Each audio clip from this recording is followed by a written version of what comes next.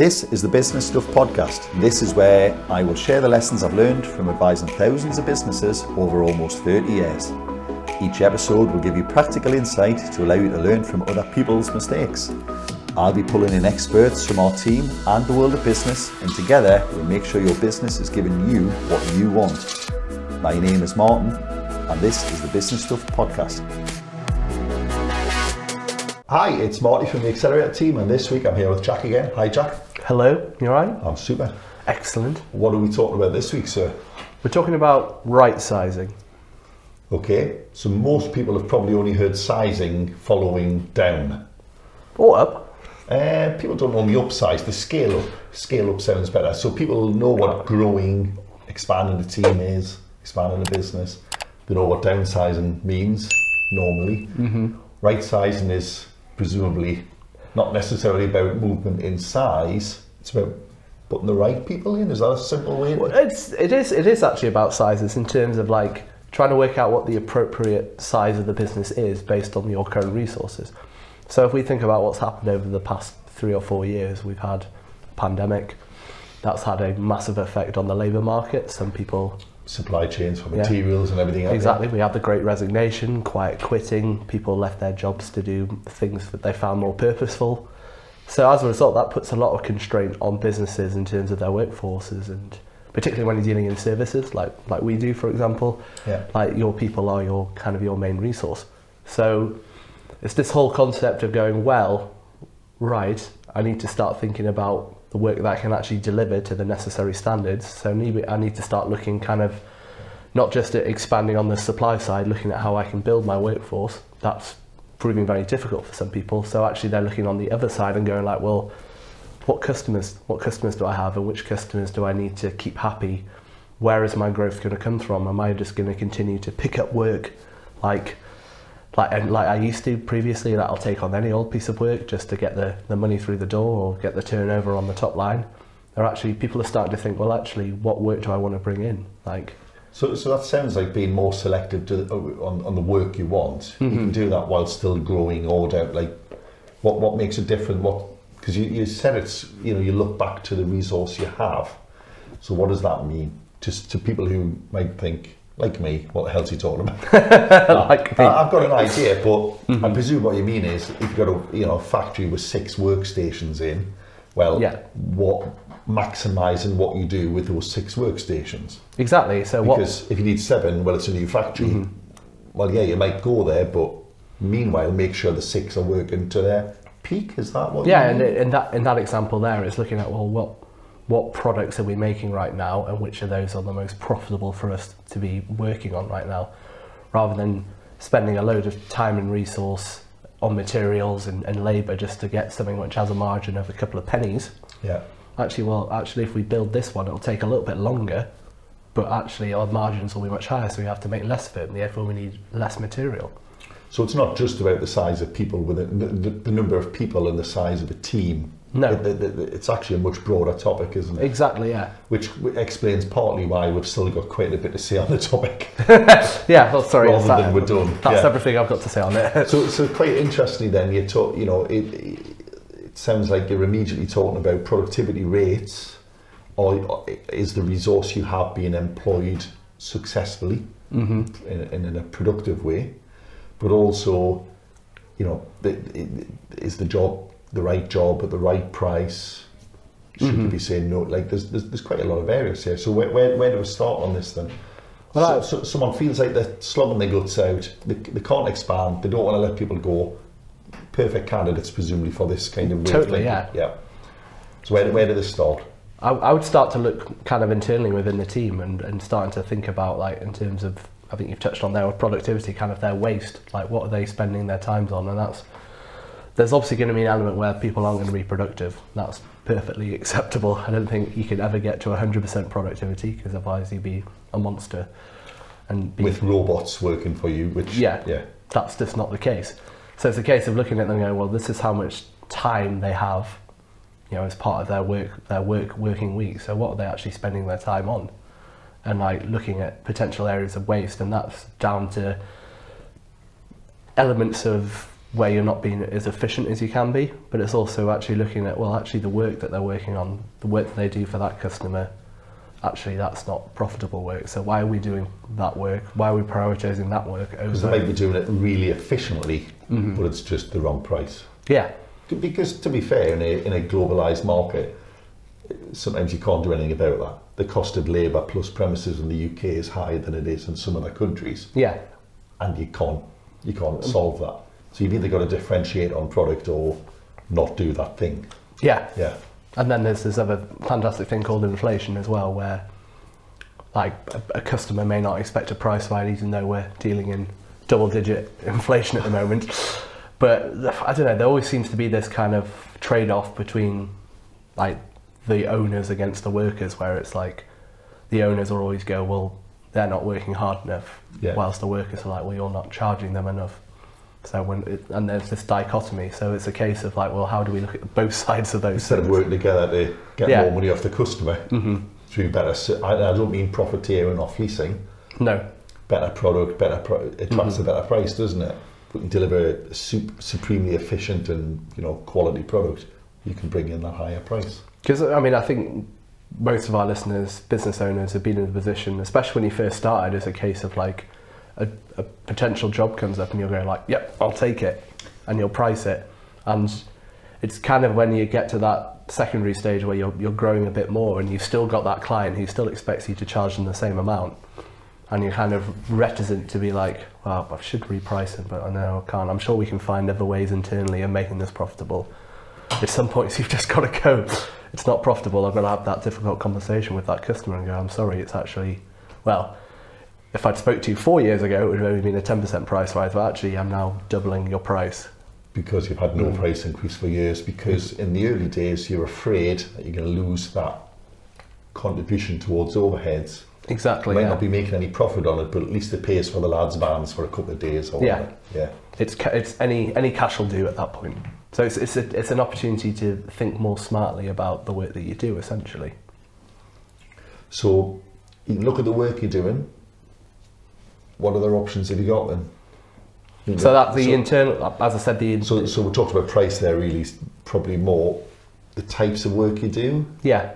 Do you think people have that breakdown of, well, if we sell one of them, this is what we make? I know they'll know what they charge, but do you think businesses are kind of sophisticated enough to know per product, per service, what they actually make? Probably not, no. And particularly when supply chains have been so difficult, where material prices are increasing so much, like changing daily for some. So people 2 years ago saying, well, it'll only cost me like 20 quid to make this. You go, well, actually, it's actually 40 quid. Yeah. So that 50% margin you think you're making, actually, it's not that high. Yeah. So it's a case of just really understanding your costings, and really understanding the numbers. We always come back to that, don't we? Kind of mention it at least. It's a bit boring actually, but we do always say this. We should get some merch with it written on. We might just get some t-shirts and caps to write the numbers. You touched earlier then, Jack, about being more productive, and I'm pretty sure we did an episode on the 7 wastes. Yes. Is it worth just going over quickly? I'm not going to challenge you to name the 7 wastes. All 7 of them. There are 7 pretty established wastes. Some people think there's 8, but just go with the 7 wastes, you'll be all right. And that's a simple way to start and try to work out whether your team are actually productive and efficient, isn't it? Yeah, so there's so much literature out there at the moment about the 7 wastes. It's a concept developed by Toyota that they've used for donkey's years. And it's basically, it gives you 7 examples where, both within production or like a service-based industry where you might have some waste, and it largely comes down to those 7 concepts. And there's kind of stuff like overproduction and inappropriate processing, transport. How many times do you move a job around? And people may listen, especially in services, and go, well, that doesn't happen. We don't transport a product. What are you talking? We mean how many times do you pass a job around? In accountancy, a simple example is, senior produces a job with the help of juniors. They pass it to manager for review. Manager reviews, passes it back. It goes back, gets reviewed, passed back. And it can sometimes go up and down between these chains like 2 and 3 lines. That's completely inefficient. So, you need to put the training in to get it so it goes through these steps once. Yeah, similarly, you don't want it to go, the director to pick up the job, prepare it, put all of that time onto the job. Because that's overproduction. Yeah. You've got you commit an expensive resource to do I'll say a cheap job, but I don't mean cheap, I mean a low cost production job. Exactly, so it's quite easy to gain one of these 7 wastes and eliminate it entirely, but you normally bring other waste in if you do that. Yeah. But it's actually quite a simple idea once you get into it. And I'm sure there's loads of examples out there, 7 wastes in a manufacturing, in a service line, in a retail. There's loads of examples, isn't there? Yeah, but definitely. We've also got a cool video on it, which you should watch. Definitely, yeah. Yeah. Start it. So we're using the 7 ways to eliminate waste. We're looking at the profitability per job. Is there anything we need to expand on there? Because someone might go, well, I know the metal's 40 quid, but how long does it take? It might tie up an oven in a machine shop for 8 hours. What's that cost to run? You've got what are the common mistakes people work when they're trying to look at the price or the profit on a job? I suppose people also forget about cash flow in this whole thing as well, because although you break it down to cost per item, it's like, well, you don't buy it per unit. For that example there, you don't buy a single piece of sheet metal that's that big. Yeah. You buy a big piece of sheet metal. Yeah. But you don't pay per use. And it sits in a cupboard for 3 months until it's used, etc. Yeah. All that kind of stuff all comes into it, doesn't it? Yeah. So there you go, like, well, I'm making my margin that I say I am, but why have I not got money in the bank? Is because you've spent a load of cash tied up in stock right now. And touching back on the waste there, you might get 500 of them out of one sheet, but do you actually get 500? Yeah, you say you do. Do you sell as many? Is there a correlation between the sales and because that might be a waste? Yeah, well, because the guys on the shop floor is just cutting them out the middle. And just throwing away 3/4 of it. Or, I'm not suggesting your team are doing this, but I've had plenty of examples in the past where business owners have called by the factory and found their lads working, like, what he's doing, and they were making their own stuff that they were fiddling and selling their own signs, but they were using the business owner's factory and materials, that's very machinery. So they were obviously a lot more profitable on the stuff they were doing on the fiddle and the sign because they had no costs. But again, inventory management, there's 100 things you can do, but is it worth saying then, Jack, that if you're going to right size, you need to make sure you've got the metrics of all of the things that you're trying to monitor first? Having the data behind it is just so important, and being able to measure stuff on a regular basis and have baselines and benchmarks that you can kind of look at. Is there a danger that people won't start the right sizing exercise because they think they need to spend 4 months measuring stuff though? No, because I think another part of right sizing, which we need to touch on, is that it's very tied to purpose. So right sizing also has isn't also an opportunity to go, well, actually, what do I actually want to do with this business? So it's not just about purely the profitable job produced efficiently. It's, do I even want to be doing that thing at all? Yeah. Which is actually, I really want to do this stuff instead. Yeah. Again, with the a lot of social consciousness around the environment and stuff, it's like, well, actually, what this stuff is. I don't like making bombs and oil. I want to make something else. I don't want to be marketing cigarettes to kids anymore. Making a lot of money on it, but maybe I shouldn't do it. Yeah. Exactly. Yeah. So that brings in a different challenge then, isn't it? Because in my example of the little factory with 6 units, 6 production tables, or whatever you want to call it. You might find that you'll lose some of your team then if you kind of go, well, I'm not going to do that anymore. But also, so what I was going to say there is you need to make sure you're making these decisions as a collective, don't you? But then all of this should be done as a collective, shouldn't it? Because definitely. The person who carries the sheet metal through might have a really good idea, but if you're not asking them, you're not. That's a resource. Totally. Again, from the shop floor, you're not gathering, isn't it? Totally, because again, going back to trying to understand, how best to use the chargeable time that's at your disposal, you need to speak to your team about that, because it's like, well, I spent some time on this, but actually I really don't like doing it. It's really demotivating and I just don't enjoy it. Yeah. And then if you're going, well, funny you should mention that because we don't make any money off it. And then it's just like, well, what are you guys doing? Because a lot of businesses kind of go, that's great, but can you do more? Yeah. Well, I can't. Physically I can, but I'm not going to put my heart into it. Yeah. No, totally. And it's just a really interesting opportunity to kind of refresh on like what you feel like will make the most difference and what will provide more satisfaction to you and your wider team. What's the importance of getting this right then, Jack? And in my little example, well, it saves them finding new premises. But what are the other advantages of just getting this right? What can happen if you don't get this right, I suppose? Well, again, I suppose coming back to the first point is that like there's been so much struggle on the labour side of things to actually get the right people in. Is that you suddenly have all this work you're expected to do and produce, and you're not being able to do it. So you're going to upset your customers. Customers are going to leave.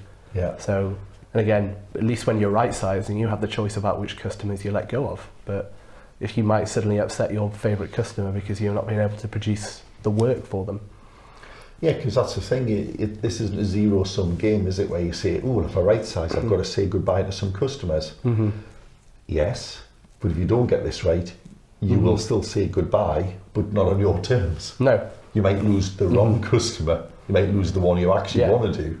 And best case scenario when you are right-sizing is that you put a silly price in front of them and go, "This is what it's going to cost you in order to continue using us," and they go, "Yeah, fine." So suddenly that piece of work suddenly becomes a bit more manageable because you're actually getting paid what it's worth. I had a case. There was a client recently told me we were having this kind of discussion, and they said really nervous and apprehensive about approaching someone, and said, "We're going to have to do this," and they kind of went, "Yeah, been waiting for it." And I can't remember, and I don't want to misquote the business owner, but I'm pretty sure they said, "Oh, we need to put your price up like 80%. And he went, "Well, we'll double it," because to be honest, 80% on is still cheap. And it was quite interesting because they were blown away. It's like a mixed emotions, blown away that it had worked, that they were going to get more than they even thought, but instantly it sets in that they've lost that money over the recent years. They've just it's like, oh well, if you go from 100 quid to 200 quid, which happened, it's like, well, last year should have been 180, the year before should have been 160. I've missed all of those incremental increases for the last 5 years. Yeah, which has got to be a bit bittersweet, isn't it? Well, and again, it comes back to tying everything back to like self-sabotage, and that's one of the big saboteurs out there is the avoider, where you will literally avoid doing something you don't want to do up until the point where that thing becomes even more inconvenienced by something else. Yeah, cash flow means you must now do it. Oh, right. But and then again, like which ironically, sorry, Jack, but the person I'm talking about there, they haven't necessarily learned that lesson, have they? No. It's just that something else was more important. There's every chance they won't put that job price up next year, or review the price, not necessarily put it up, but there's every chance they haven't learned that lesson. No, it just became... And they're not going to put it up next year. Something bigger that they needed to avoid came up instead. So there's probably a high statistical chance that I'll do exactly the same for the next 5 years, because now it looks like they're profitable again and making a bit of money. Yeah. And it'll just slowly ebb away again over the next 5 years. It'll drop down again, and then it'll happen again, and they'll do it again. And that panic moment. The only downside is potentially they might not. The customer might walk away at that point because they'll be like, no. Yeah. So you could lose the customer anyway. I presume cash flow is just going to get stifled because you're not making the profit on the job. And you're tying, as I said, you're tying up a lot of resources in kind of your working capital, like your work in progress, your inventory and stuff for work. And if you're not getting through that work quick enough to converting it into invoices that get paid by your customers, like then you really do run out of cash at some point. And even if you don't, somehow, again, a lot of business owners, this is observed and admitted by a lot of business owners, I think. So we observe it, but we also have a lot of business owners that admit this is the case. What you end up is the business owner can often be making less money than some of their team. Yeah. Which I'm sure the socialists say, they go, yeah, too right as well. But someone had to pay for the factory, put all the machines there and come up with the idea. But also they work longer hours as well. Yeah, they're working 80-hour weeks. Yeah, you know, I mean, classically, in going back a while now, but we had a client where there was a firm of solicitors where the 4 or 5, I think it was, partners of the business were making less than their PAs. Mm-hmm. This is the years post 2008, you know, housing crisis, insurance costs spiraling for solicitors. Mm-hmm. They were making less than their PAs. And I was like, why have you all got a PA then? Well, we've got to have a PA. Like, you know, like, you haven't got no work. Yeah. You're making less than the people who work for you, you know. Yeah. And I suppose that's the ultimate disaster, isn't it? The business owner gets so exhausted with working without reward, yeah, that they just, either their health gives in or they pack it in. Yeah, exactly. Which again is, you know, like surely nobody wants to be there. Yeah, they've got, they're like, well, I've got none of the benefits of having my own business. Not getting paid as much as I'd like to, so I'll just become an employee. I haven't got the freedom, the time or the money. I've got more stress, less money, less time. Yeah. Like, nobody goes into business for that, does No, exactly not. So yeah, it's a really interesting point that you get to a point where you're just like, well, why am I even doing this? But again, by thinking about right-sizing the business, is like, it's ultimately to fit around the business owner's ambitions and goals. Right-sizing might be to the point where actually I want to start thinking about retiring. So I need to start actually thinking offloading some of this like big bits of work which I can't do anymore. So you touch a good point. Sorry, Jack, you've made me think there though as well. When we're talking about right-sizing, that might mean you get rid of a service line, you stop a product. Yeah. You haven't got to just stop though.